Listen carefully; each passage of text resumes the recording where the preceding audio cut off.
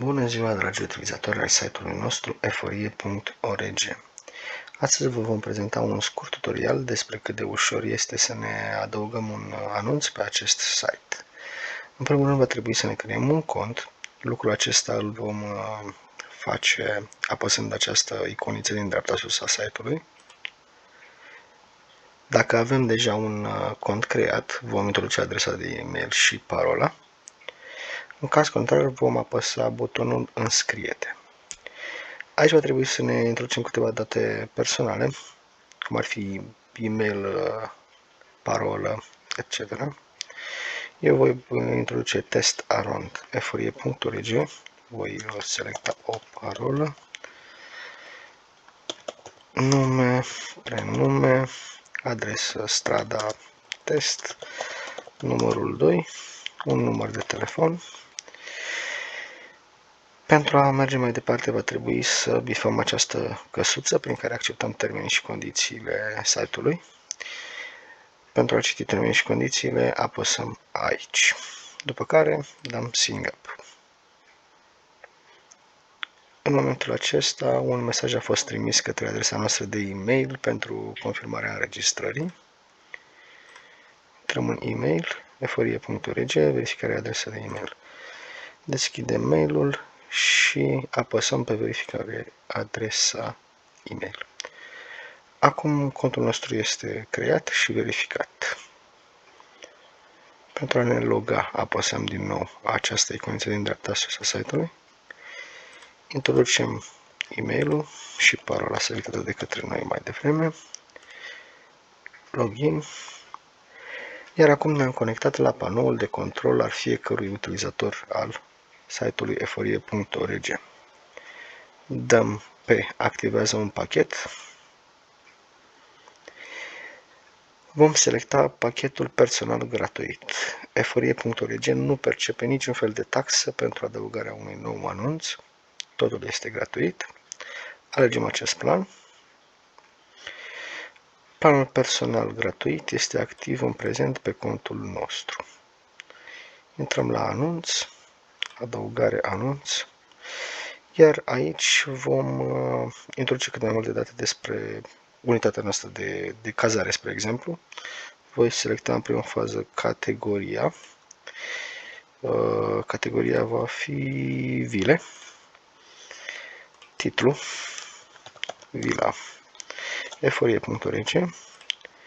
O scurtă descriere, dar din punctul nostru de vedere ar fi foarte important să introducem cât mai multe informații despre unitatea de cazare, ce dotări avem, la ce distanță este de plajă, etc. Eu voi scrie doar descriere. Dăm la locație.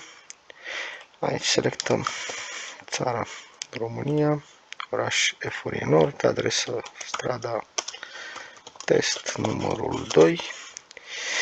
Este foarte important să introducem latitudinea și longitudinea clădirii, deoarece multe persoane vor căuta în funcție de locația exactă a unității de cazare.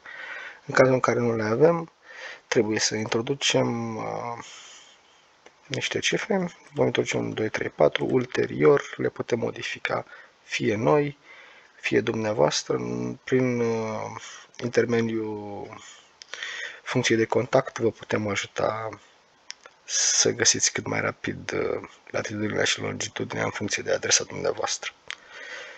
Dăm dotări, selectăm aici ce dotări avem, Wi-Fi, TV, parcare, în cazul în care sunt permise animale de companie sau nu, la media.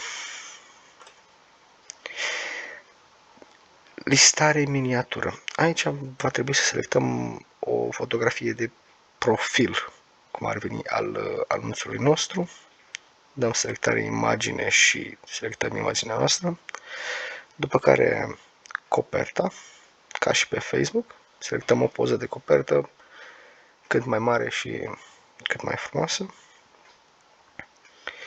Iar aici vom adăuga cât mai multe fotografii câte avem noi. Dăm pe acest plus și adăugăm câte imagini dorim noi. Selectăm imaginea, facem click, selectăm imaginea și dăm Upload. După ce am terminat de încărcat toate imaginile, putem merge la următorul pas, program, selectăm orele,